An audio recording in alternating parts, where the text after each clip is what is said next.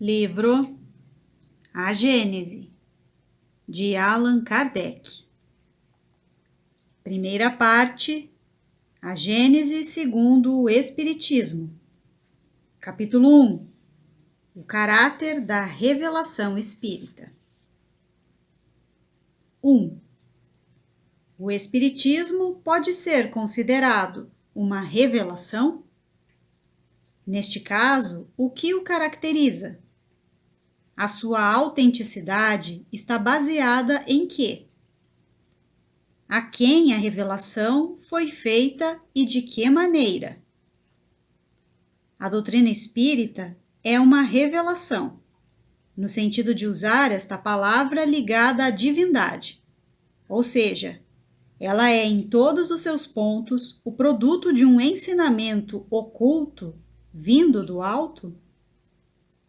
Ela é absoluta ou pode sofrer modificações?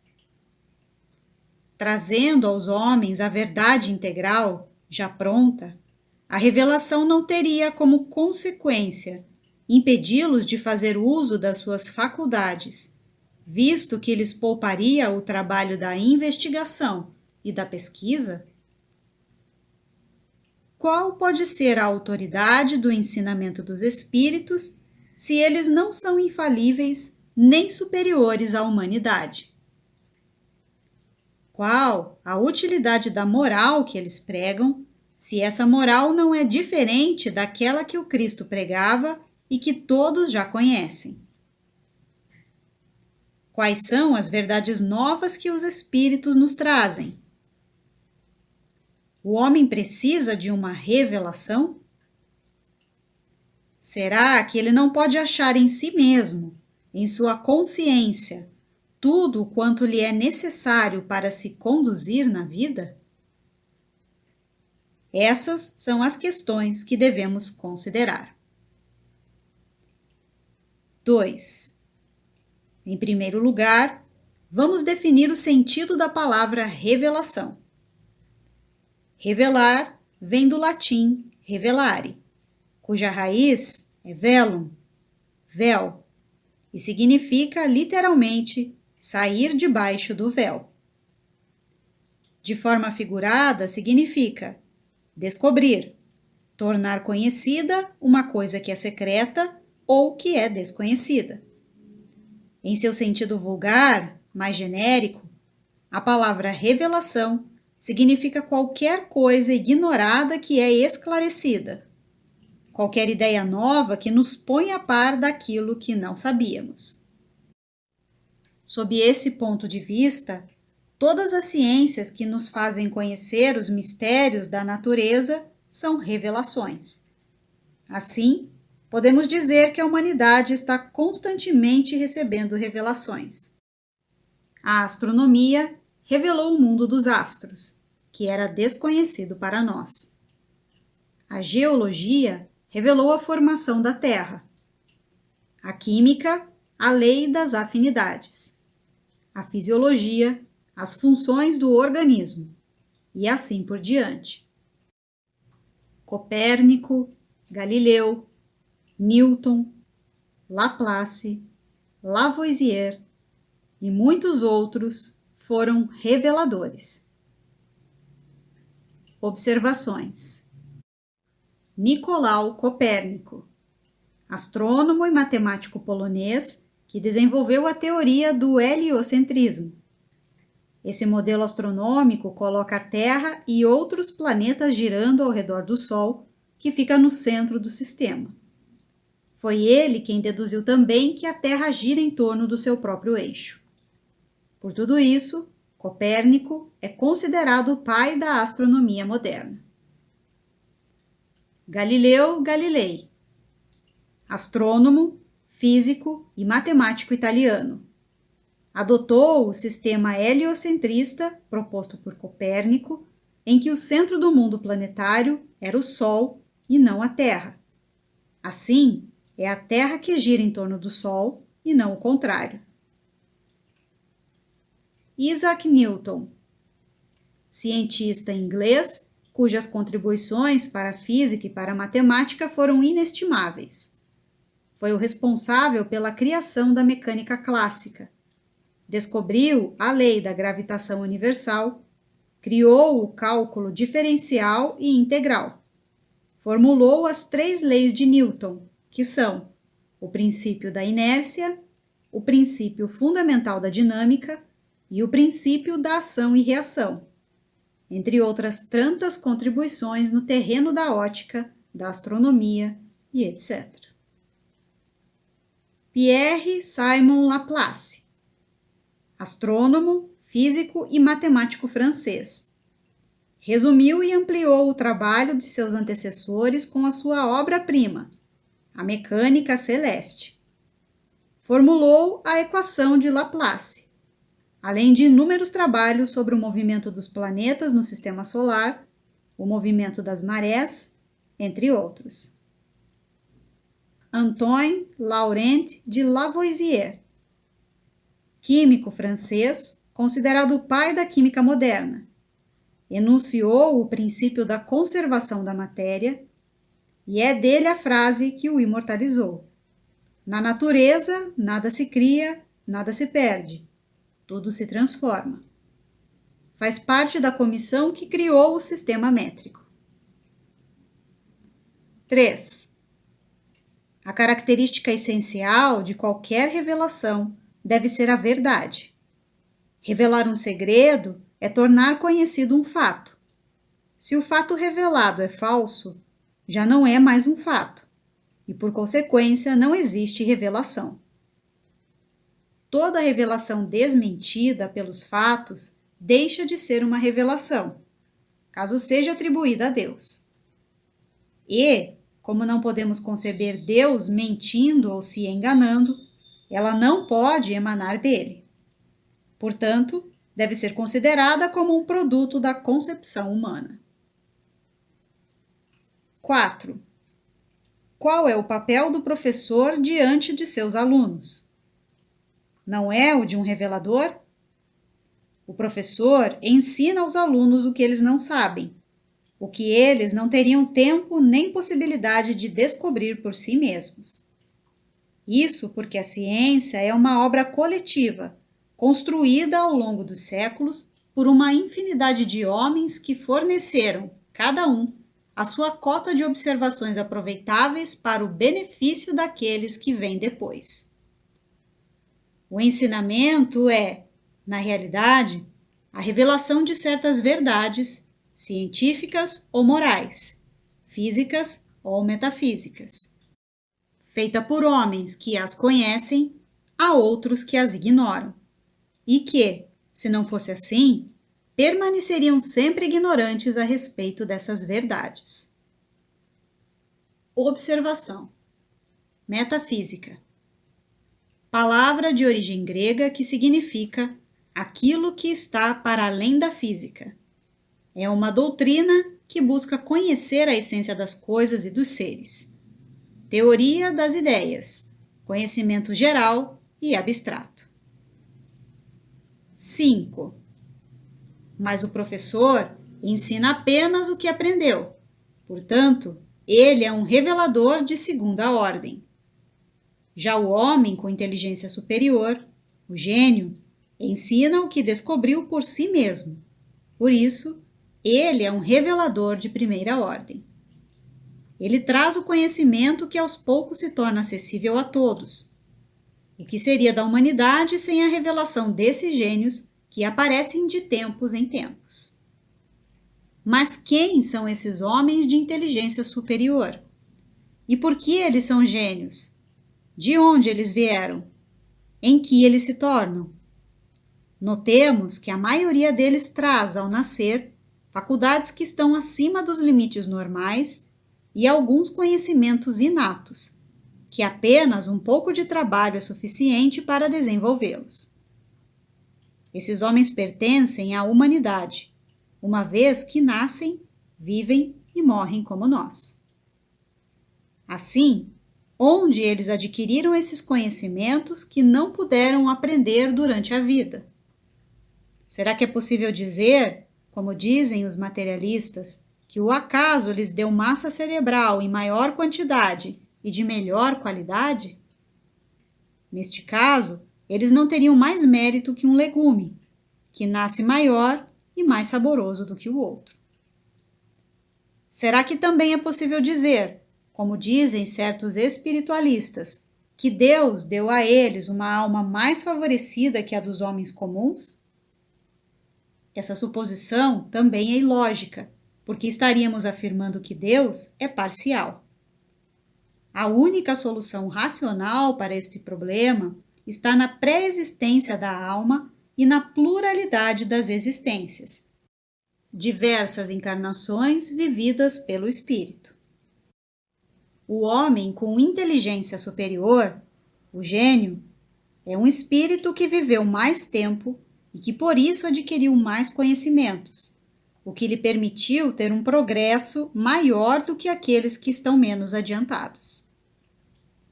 Ao encarnar, traz consigo o que sabe, e como ele sabe muito mais do que os outros e não precisa aprender, ele é chamado de gênio.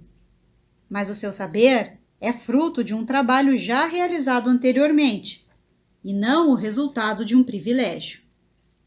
Antes de renascer, ele já era um espírito adiantado. Desse modo, ele reencarna para beneficiar os outros com o seu saber ou para adquirir mais conhecimentos do que já possui. É incontestável que os homens progridem por si mesmos e pelos esforços de sua inteligência. Mas, entregues às próprias forças, este progresso seria muito lento, se eles não fossem auxiliados por homens mais adiantados, do mesmo modo que o estudante é auxiliado pelos professores. Todos os povos tiveram os seus homens de gênio, que surgiram em diversas épocas para impulsioná-los e tirá-los da inércia. 6. Desde que se admite a bondade de Deus para com as suas criaturas, por que não admitir que os espíritos capazes, aqueles que possuem energia e conhecimentos superiores, não possam fazer com que a humanidade avance? Por que eles não podem encarnar pela vontade de Deus com a finalidade de ajudá-la a progredir em um determinado sentido? Por que não aceitar que eles recebam missões como um embaixador as recebe do seu soberano? Este é o papel dos grandes gênios. O que eles vêm fazer, se não ensinar aos homens verdades que estes ignoram, e ainda continuariam a ignorar por longos períodos, caso não recebessem esse tipo de ajuda. Porque esses gênios não reencarnariam com o objetivo de dar aos homens um ponto de apoio para que eles possam progredir mais rapidamente. Esses gênios, que aparecem através dos séculos como estrelas brilhantes, deixando atrás de si um longo traço luminoso que se espalha sobre a humanidade, são missionários ou, se quiserem, são messias. As coisas novas que eles ensinam aos homens, seja de natureza física ou filosófica, são revelações. Se Deus permite a reencarnação de reveladores para ensinar as verdades científicas, ele pode, com mais forte razão, permitir que eles reencarnem para ensinar também as verdades morais, que constituem um dos elementos essenciais do progresso. Assim são os filósofos, cujas ideias atravessam os séculos. 7. No sentido especial da fé religiosa, a revelação trata mais particularmente das coisas espirituais que o homem não pode descobrir por si mesmo, nem com o auxílio dos seus sentidos. Esse conhecimento lhe é dado por Deus ou por seus mensageiros, seja por meio da palavra direta, seja pela inspiração. Nesse caso, a revelação é sempre feita a homens privilegiados, conhecidos como profetas ou messias, ou seja, enviados ou missionários, incumbidos de transmiti-la aos homens.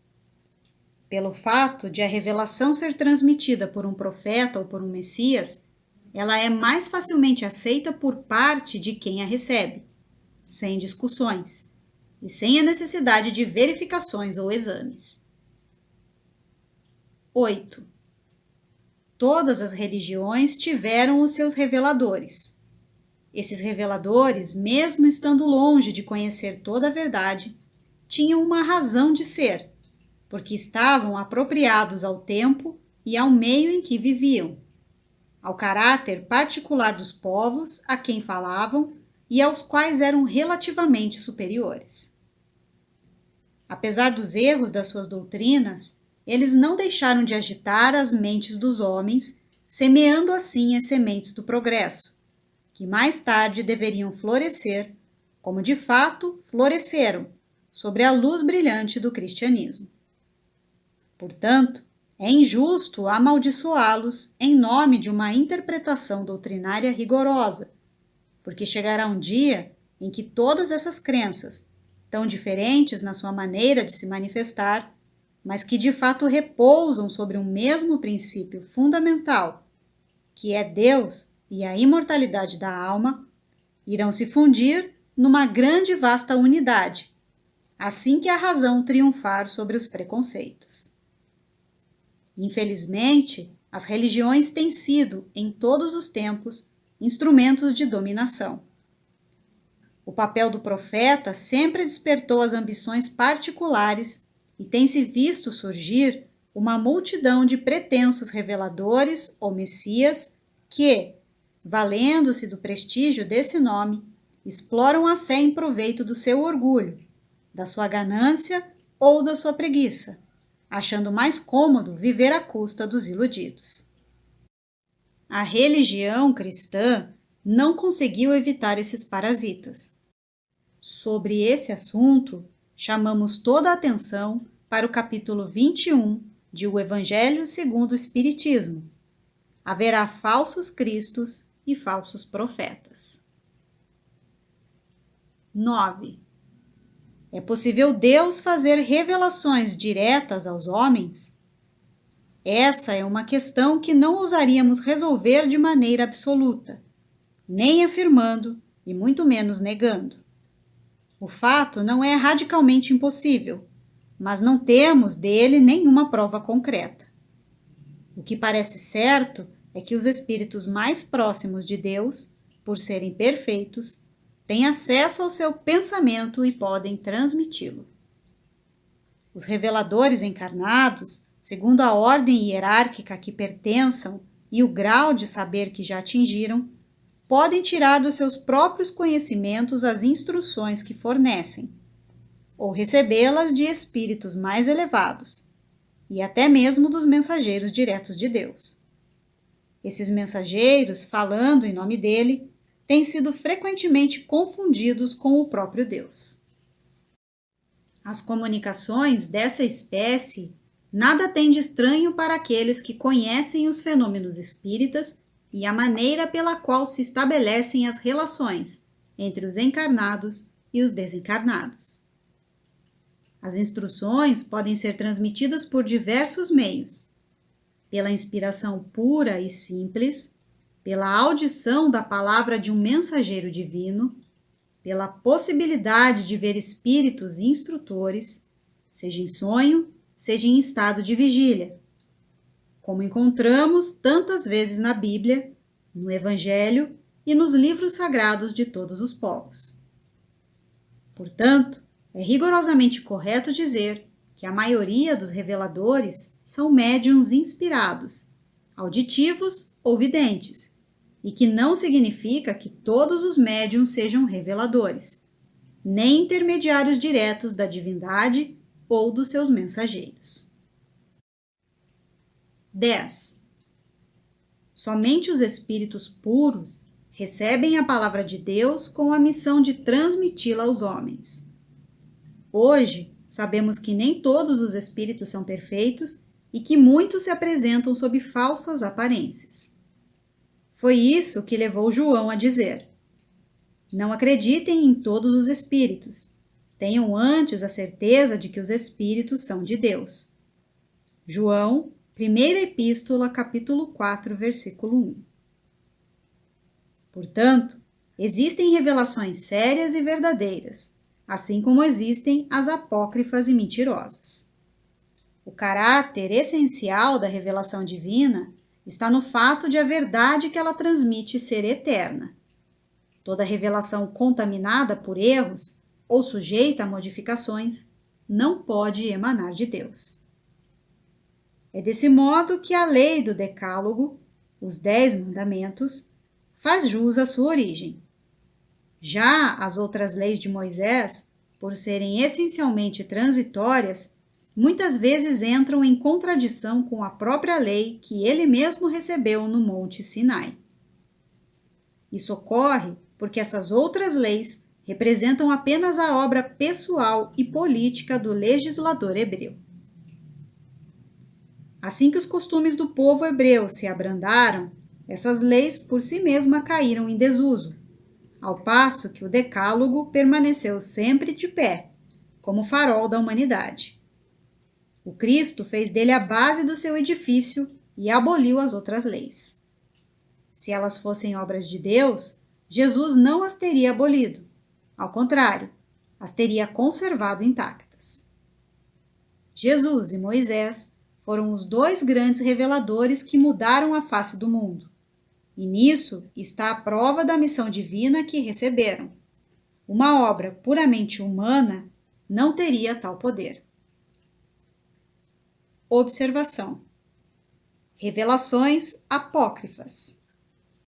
Revelações falsas, de autor desconhecido, suspeitas, não autênticas.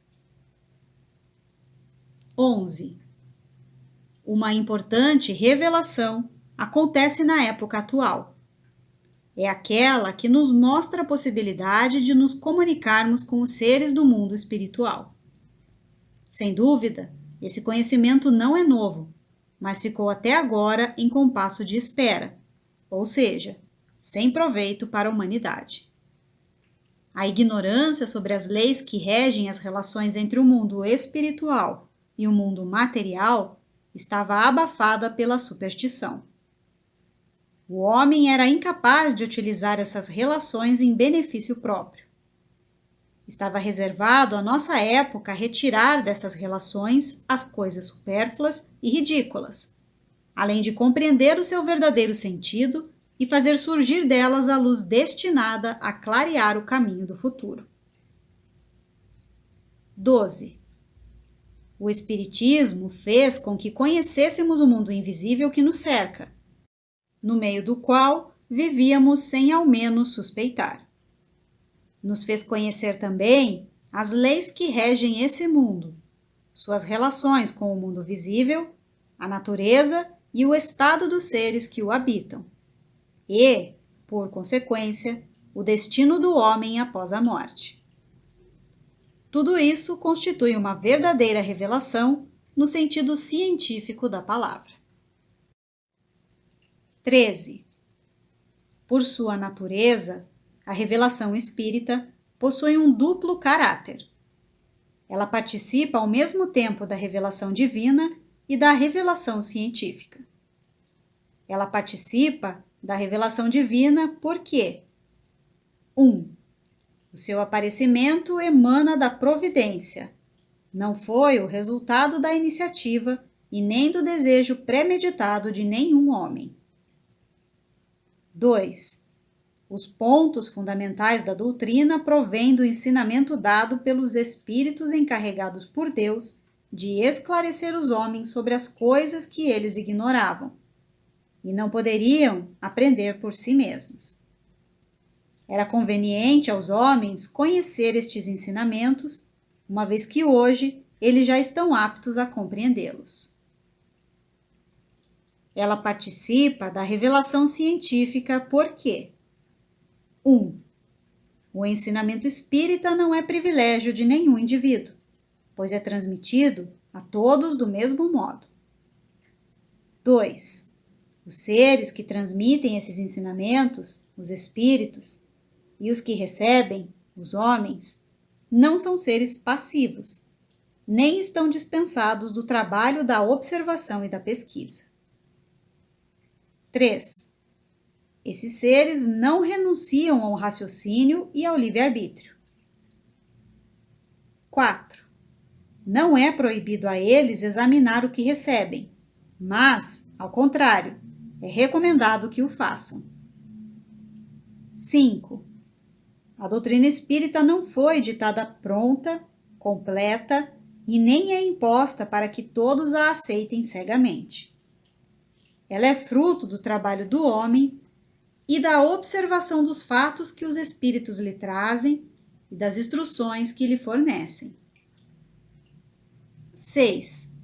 Essas instruções o homem estuda, comenta, compara, a fim de tirar ele mesmo as consequências que elas acarretam e as suas aplicações.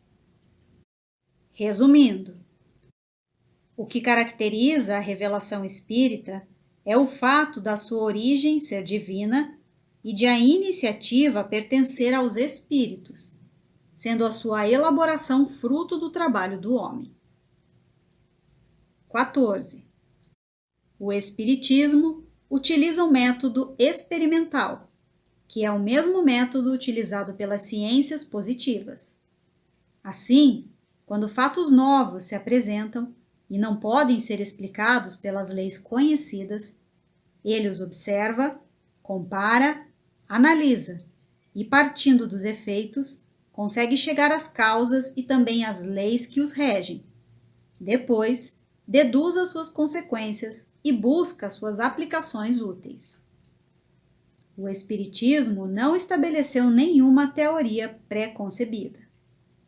Também não apresentou como hipótese a existência e a intervenção dos espíritos, nem o perispírito, nem a reencarnação, nem qualquer um dos princípios da doutrina.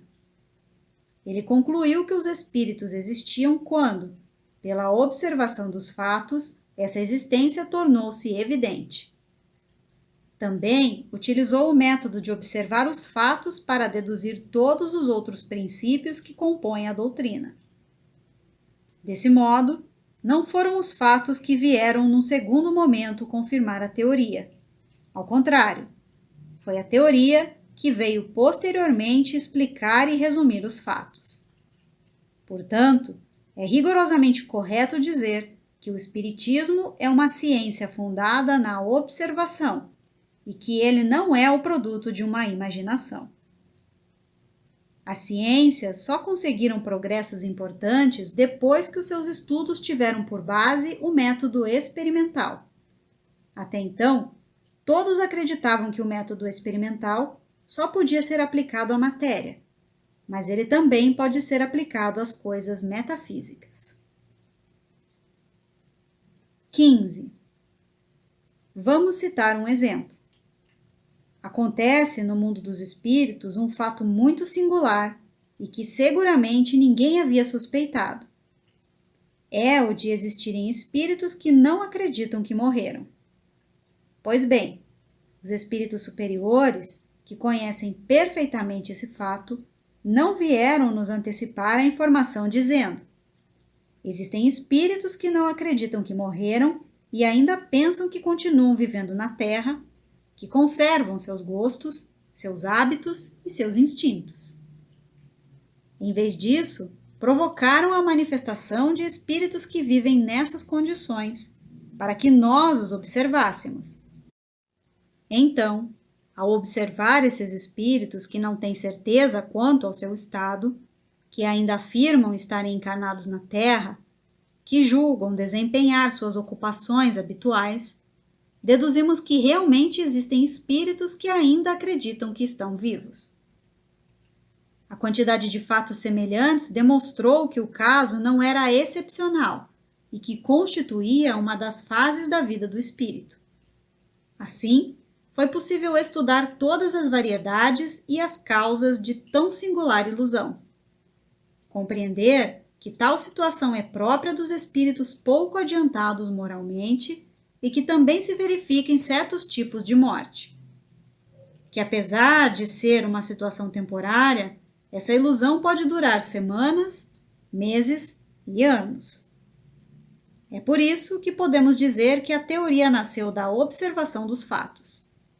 O mesmo aconteceu em relação a todos os outros princípios da doutrina espírita.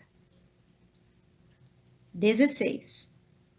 Assim como a ciência propriamente dita tem por objetivo o estudo das leis do princípio material, o objetivo especial do Espiritismo é o conhecimento das leis do princípio espiritual.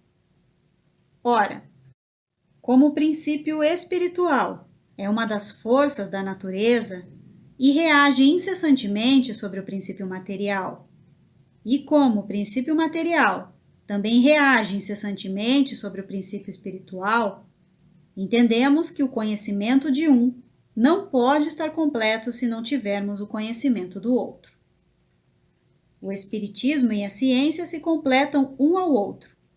A ciência, sem o Espiritismo, se acha impossibilitada de explicar certos fenômenos utilizando apenas as leis que regem a matéria. O Espiritismo, sem a ciência, ficaria sem ter onde se apoiar e lhe faltaria a comprovação. O estudo das leis da matéria tinha que vir antes do estudo das leis espirituais, porque a matéria é aquela que primeiro fere os nossos sentidos. Se o Espiritismo tivesse vindo antes das descobertas científicas, teria fracassado, como tudo que surge antes do tempo. 17. Todas as ciências estão interligadas e se sucedem numa ordem racional. Elas nascem umas das outras à medida que encontram um ponto de apoio nas ideias e nos conhecimentos anteriores. A astronomia, uma das primeiras a ser estudada, conservou os erros da infância até o momento em que a física veio revelar a lei das forças dos agentes naturais. A química, nada podendo sem a física, teve que acompanhá-la de perto, para depois marcharem juntas, amparando-se uma na outra. A anatomia, a fisiologia, a zoologia, a botânica, a mineralogia só se tornaram ciências sérias com o auxílio dos conhecimentos que lhes trouxeram a física e a química. A geologia, nascida ontem, sem o auxílio da astronomia, da física e da química, teria se ressentido sem os subsídios que foi buscar nestas e em todas as outras ciências para conseguir se estabelecer.